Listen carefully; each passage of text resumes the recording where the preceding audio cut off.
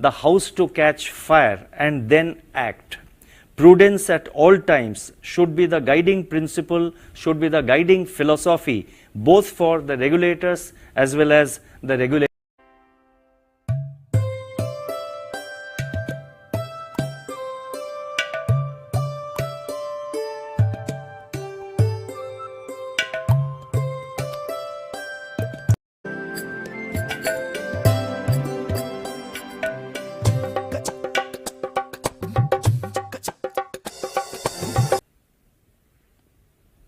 Inflation targeting framework. If you remember, this was started in October of 2016. So 7 years are complete. We are into the 8th year. And on a personal note, if I can seek your indulgence, this would be my 32nd monetary policy, including the off-cycle meeting last year and a special meeting. And at the outset, let me also wish each one of you a very happy new year in advance. And this is how the statement reads. As 2023 comes to an end and a new year begins, the long-awaited normality still eludes global economy.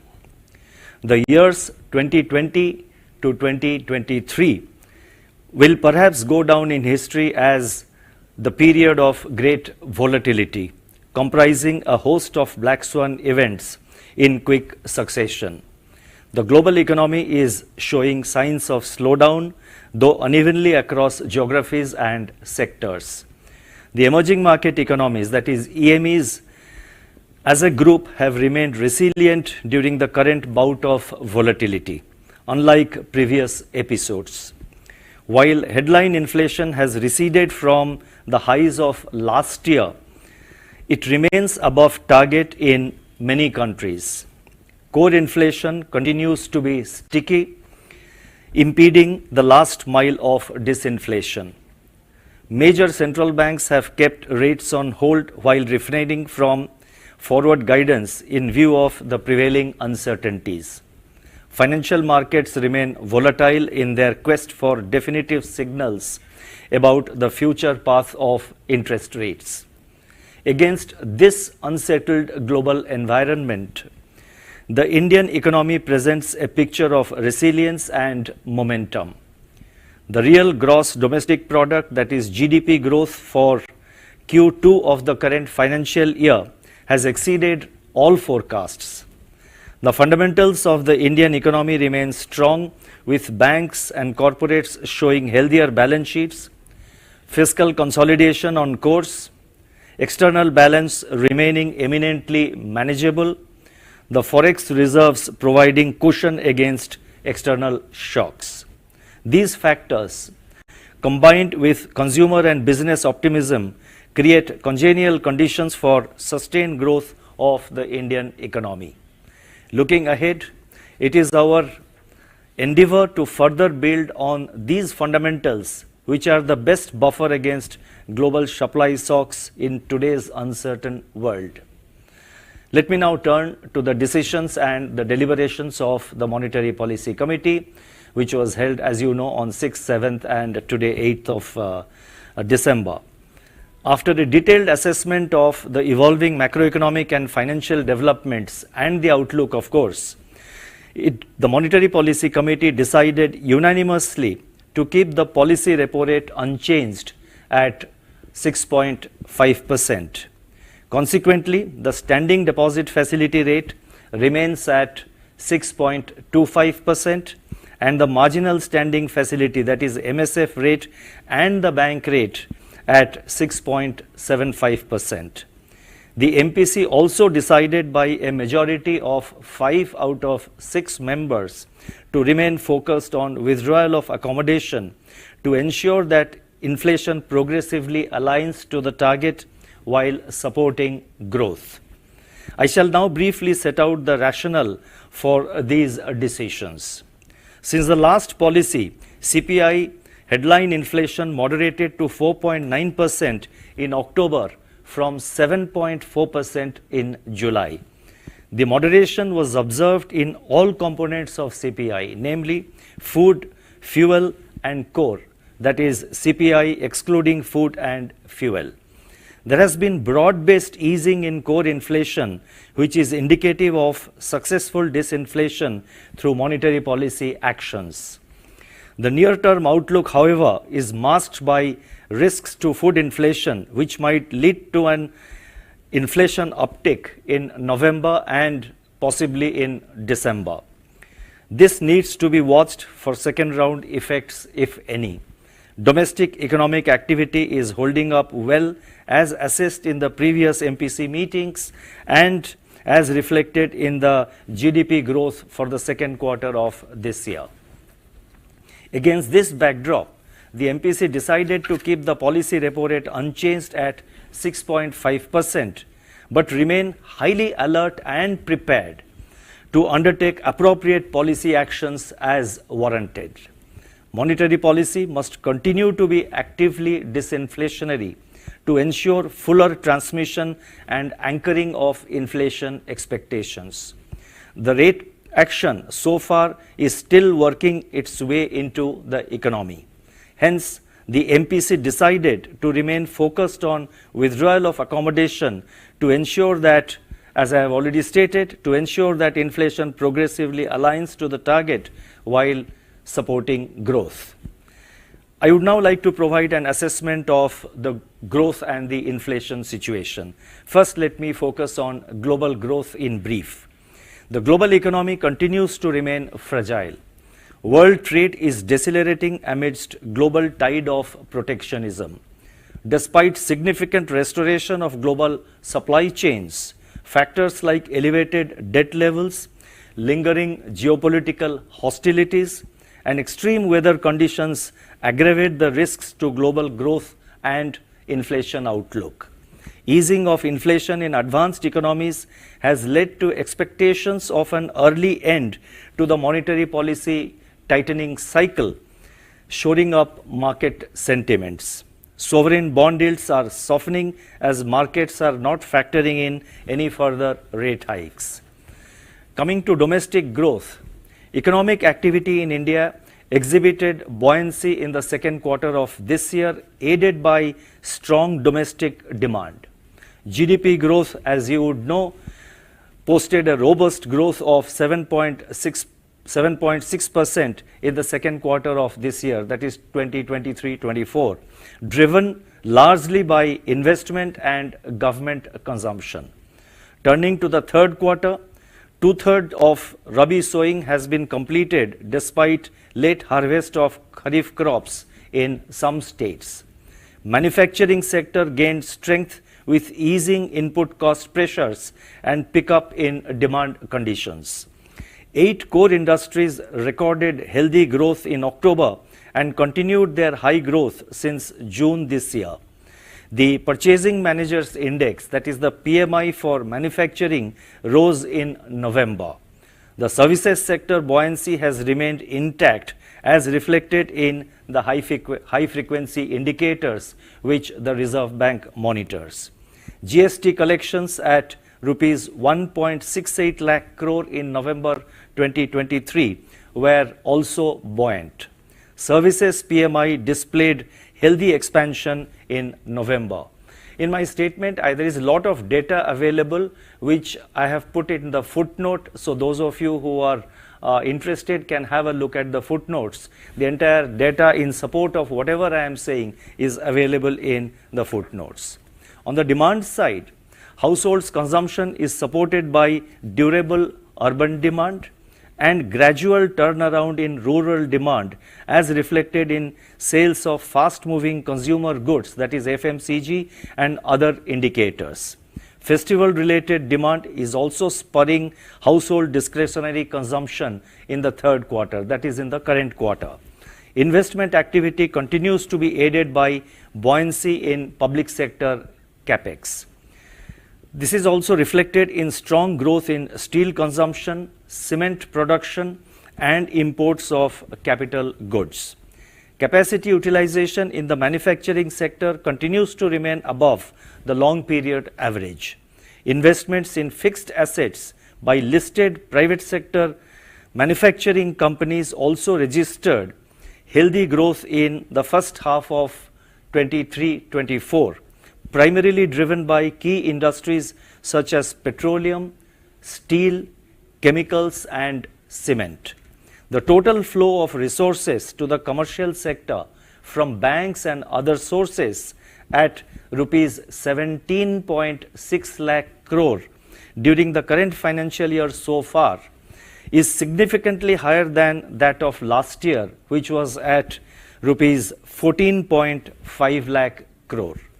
Despite weaknesses in external demand, both goods and services exports returned to positive territory during the month of October this year. Looking ahead, private consumption should gain support from gradual improvement in rural demand, strengthening of manufacturing activity, and continued buoyancy in services.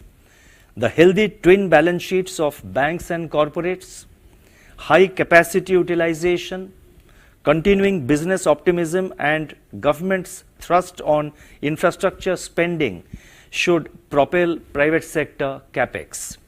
The drag from external demand is also expected to moderate with a turnaround in merchandise and services exports. The protracted geopolitical turmoil, volatility in global financial markets and growing geoeconomic fragmentations, however, pose risks to the outlook.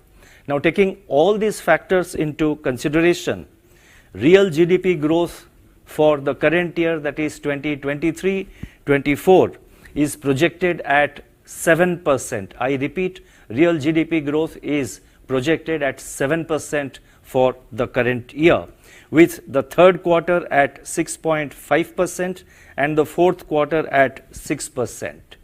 Real GDP growth for next year, and we have provided the figures for the first three quarters of next year.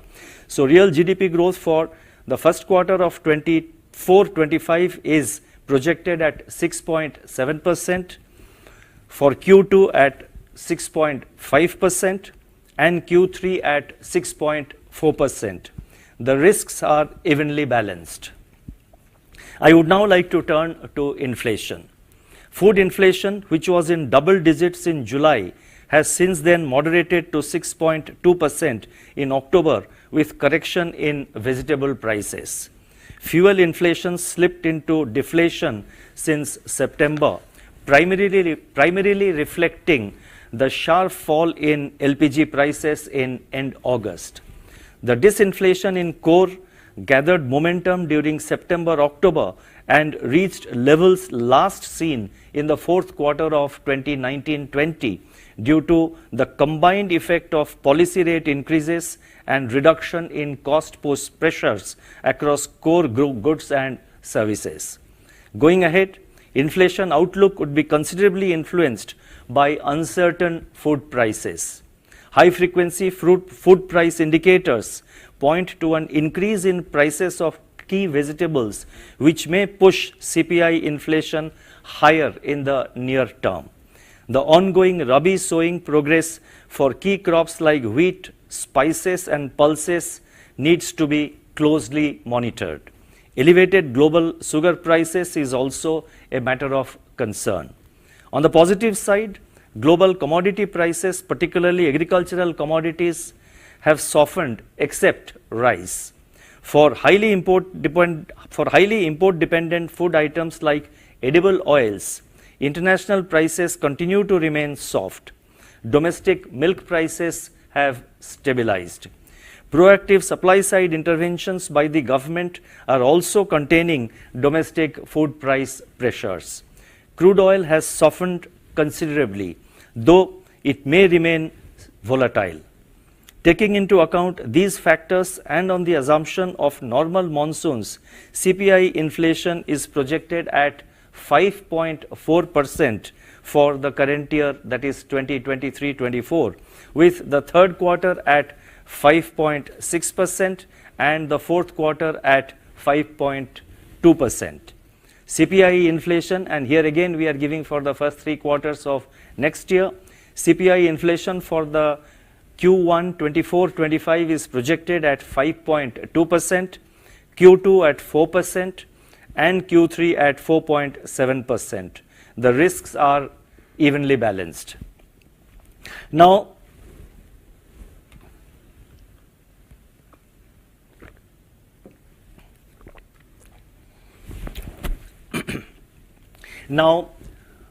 what do these inflation and growth conditions mean for monetary policy? Let me provide our assessment. We have made significant progress in bringing down inflation to below 5% in October 2023, despite occasional blips due to intermittent supply shocks. The summer of 2022 is behind us. Our policy of prioritizing inflation over growth, hiking the interest rates, that is policy rate, by 250 basis points in a calibrated manner, and draining out excess liquidity have worked well, alongside supply side measures taken by the government to bring about this disinflation. The fact that core inflation has also trended lower and household inflation expectations have become better anchored gives us the confidence and conviction that monetary policy is doing its job. On the other hand, growth remains resilient and robust, surprising everyone on the upside. Notwithstanding this progress, the target of 4% CPI is yet to be reached, and we have to stay the course. Headline inflation continues to be volatile due to multiple supply side shocks which have become more frequent and intense. The trajectory of food inflation needs to be closely monitored. Intermittent vegetable price shocks could once again push up the headline inflation in November and, as I said, possibly December. While monetary policy would look through such one-off shocks, monetary policy has to stay alert to the risk of such shocks becoming generalized and derailing the ongoing disinflation process.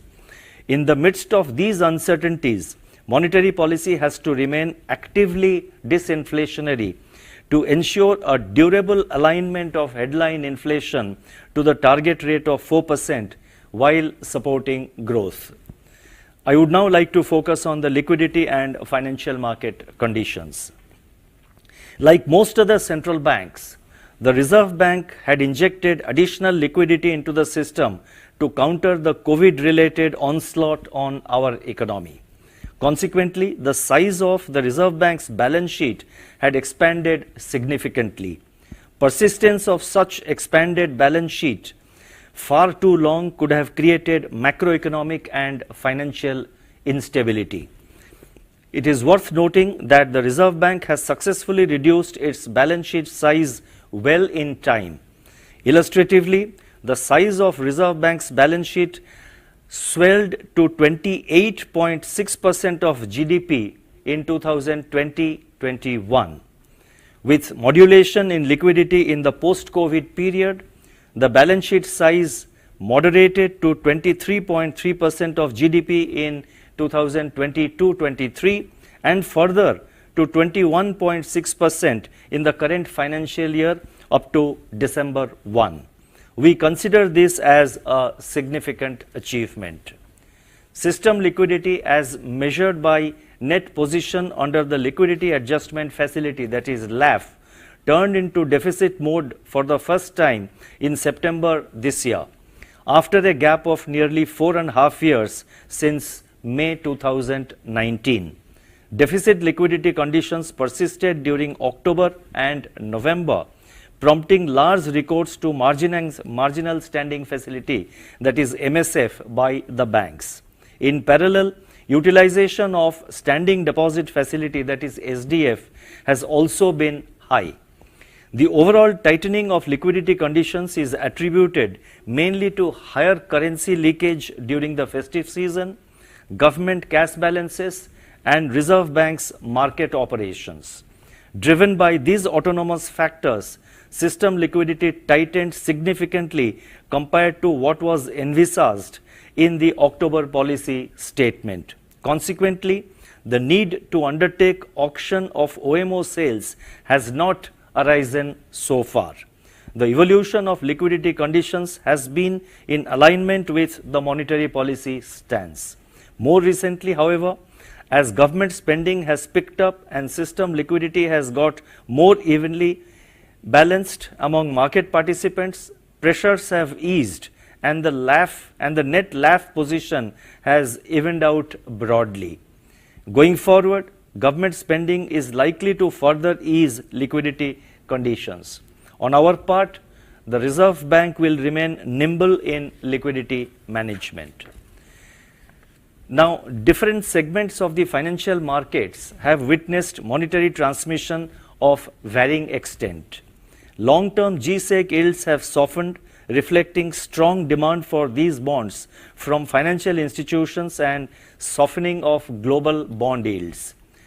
In the credit market, monetary policy transmission is still working its way through the system, and the supporting data is provided in the footnote.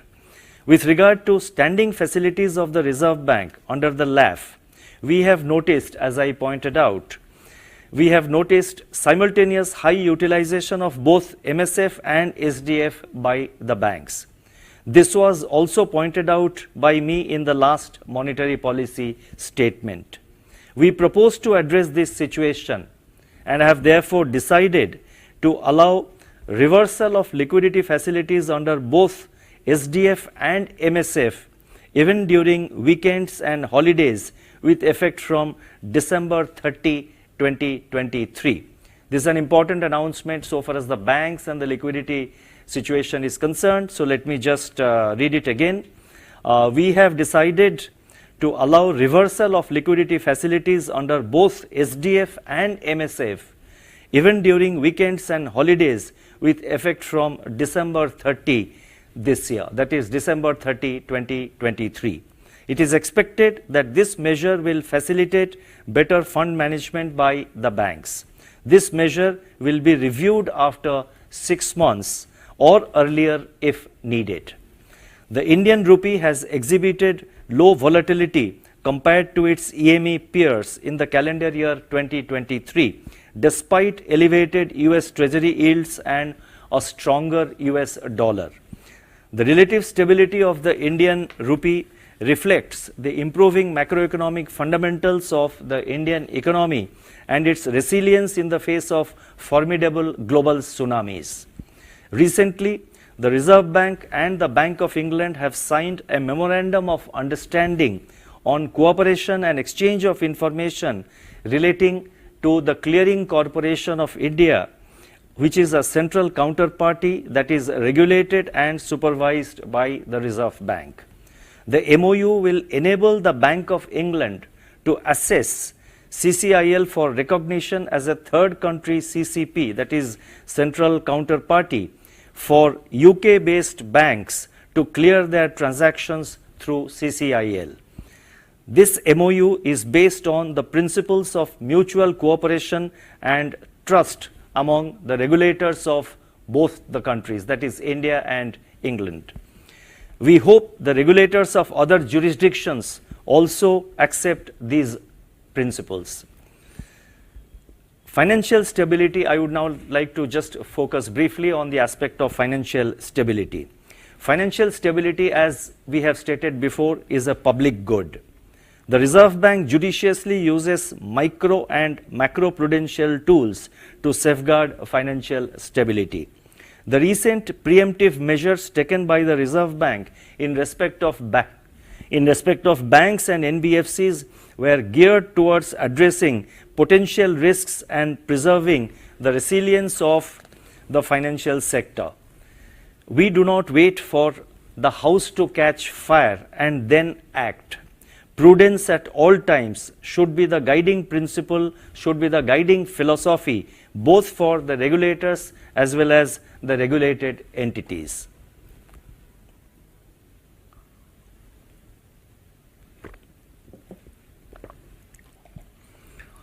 I now propose to turn to the external sector. In October this year, both merchandise exports and imports came back to the expansionary zone. Services exports remained buoyant during the second quarter of this year. India has remained the top remittance receiving country. The net balance under services and remittances is expected to partly offset India's current account deficit and keep it within the parameters of viability.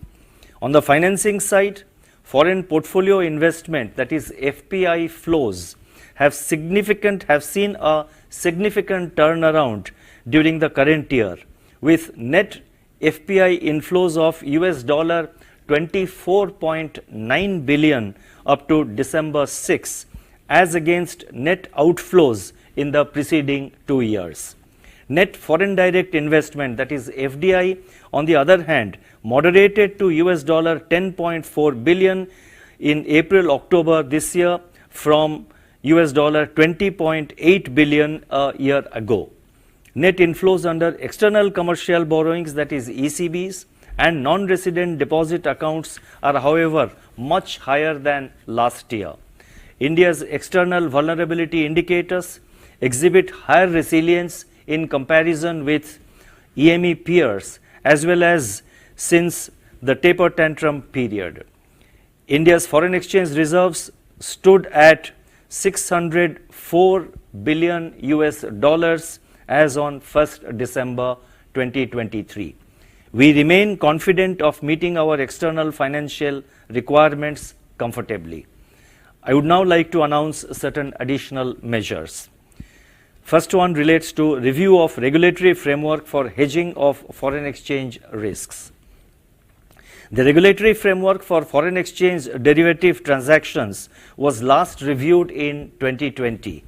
Based on market developments and feedback received from market participants, the extant regulatory framework for forex derivative transactions has been refined and consolidated under a single master direction. This will further deepen the forex derivatives market by enhancing operational efficiency and ease of access for the users. The next announcement relates to framework for connected lending. The extant guidelines on connected lending are limited in scope.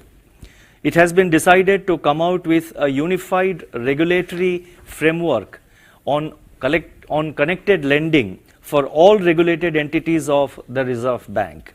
This will further strengthen the pricing and management of credit by the regulated entities. The next announcement relates to regulatory framework for web aggregation of loan products. The Reserve Bank had introduced the regulatory framework for digital lending in August-September 2022. The digital lending ecosystem also comprises of services that aggregate loan offers from various lenders, and this is called web aggregation of loan products. Now, this is meant for the guidance of the customers. It enables the customers to decide which loan product to opt for. Several concerns relating to such web aggregation of loan products which harm consumers' interest have come to our notice. It has therefore been decided to lay down a regulatory framework for web aggregation of loan products. This is expected to result in enhanced customer centricity and transparency in digital lending. Next announcement relates to setting up of a fintech repository. Financial entities like banks and NBFCs in India are increasingly partnering with fintechs.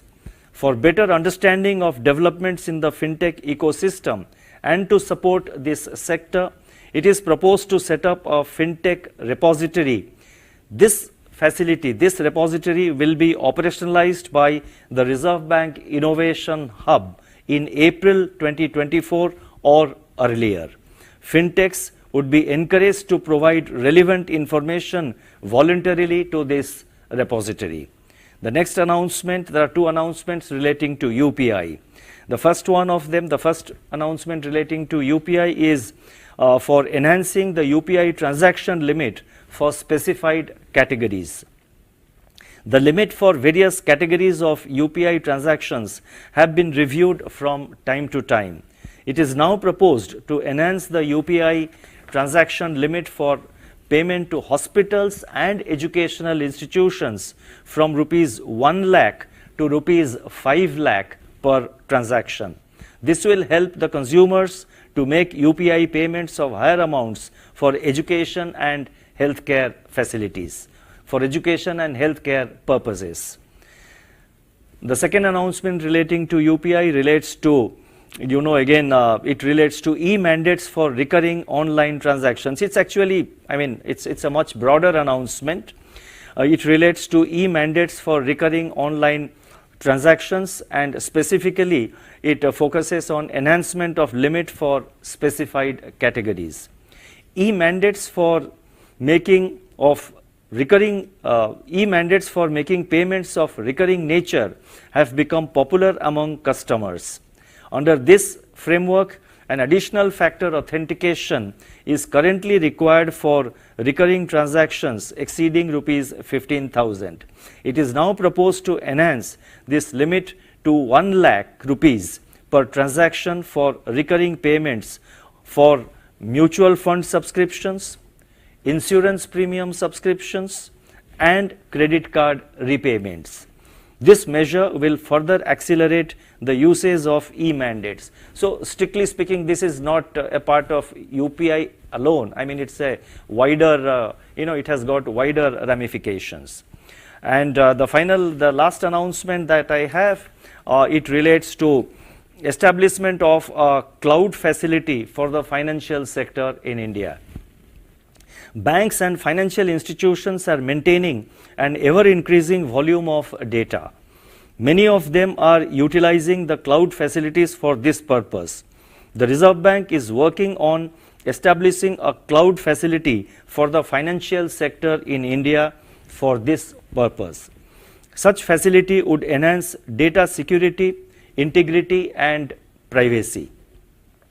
It would also facilitate better scalability and business continuity. The cloud facility is intended to be rolled out in a calibrated fashion over the medium term. I would now like to conclude. In a global economy clouded by uncertainties, monetary policy actions and communication can be a stabilizing force by anchoring the expectations of economic agents. Clarity and consistency in action and communication is a time-tested principle for effective monetary policy. Policymakers have to be mindful of the risk of being carried away by a few months of good data, or by the fact that CPI inflation has come within the target range. They have to be also mindful of the risk of over-tightening, especially when large structural changes, geopolitical and geoeconomic shifts are taking place.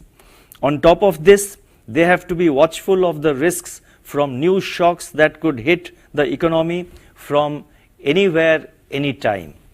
We have now reached a stage when every action has to be thought through even more carefully to ensure overall macroeconomic and financial stability, more so because the conditions ahead could be fickle. We have to remain vigilant and ready to act as per the evolving outlook. India is better placed to withstand the uncertainties compared to many other countries, as the Indian economy trades the path, as the Indian economy trades the path to a brighter future.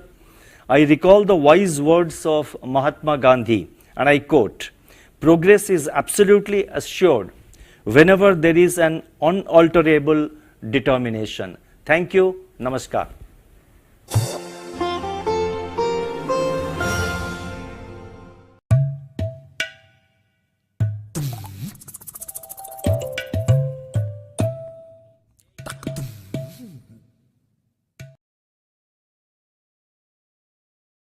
Do you have the courage to make 8 lakhs a month, which is 1 crore a year? See, many people will get offended by the ad and things that I'm going to share right now.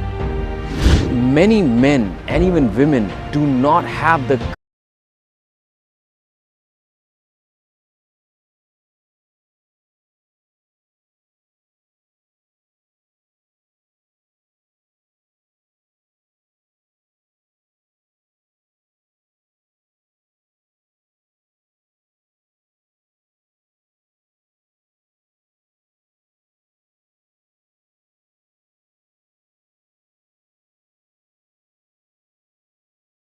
inflation continues to be sticky, impeding the last mile of disinflation. Major central banks have kept rates on hold while refraining from forward guidance in view of the prevailing uncertainties. Financial markets remain volatile in their quest for definitive signals about the future path of interest rates. Against this unsettled global environment, the Indian economy presents a picture of resilience and momentum. The real gross domestic product, that is GDP growth for Q2 of the current financial year, has exceeded all forecasts. The fundamentals of the Indian economy remain strong, with banks and corporates showing healthier balance sheets, fiscal consolidation on course, external balance remaining eminently manageable, the forex reserves providing cushion against external shocks. These factors, combined with consumer and business optimism, create congenial conditions for sustained growth of the Indian economy. Looking ahead, it is our endeavor to further build on these fundamentals, which are the best buffer against global supply shocks in today's uncertain world. Let me now turn to the decisions and the deliberations of the Monetary Policy Committee, which was held, as you know, on 6th, 7th and today 8th of December. After a detailed assessment of the evolving macroeconomic and financial developments and the outlook, of course, the Monetary Policy Committee decided unanimously to keep the policy repo rate unchanged at 6.5%. Consequently, the standing deposit facility rate remains at 6.25%, and the marginal standing facility, that is MSF rate, and the bank rate at 6.75%. The MPC also decided by a majority of 5 out of 6 members to remain focused on withdrawal of accommodation to ensure that inflation progressively aligns to the target while supporting growth. I shall now briefly set out the rationale for these decisions.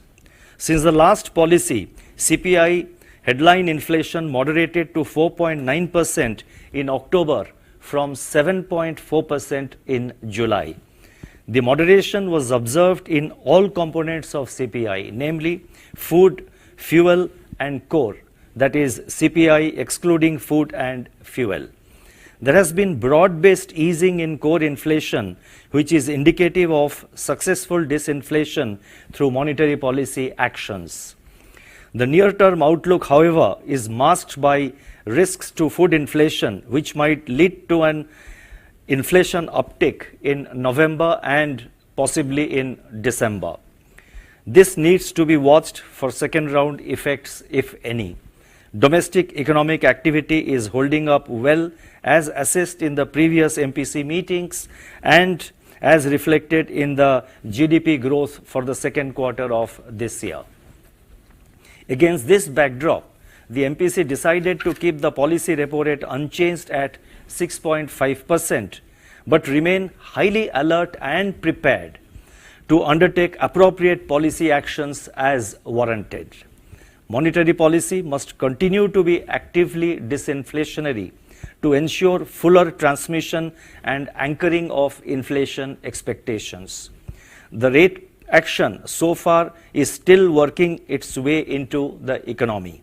Hence, the MPC decided to remain focused on withdrawal of accommodation to ensure that, as I have already stated, to ensure that inflation progressively aligns to the target while supporting growth. I would now like to provide an assessment of the growth and the inflation situation. First, let me focus on global growth in brief. The global economy continues to remain fragile. World trade is decelerating amidst global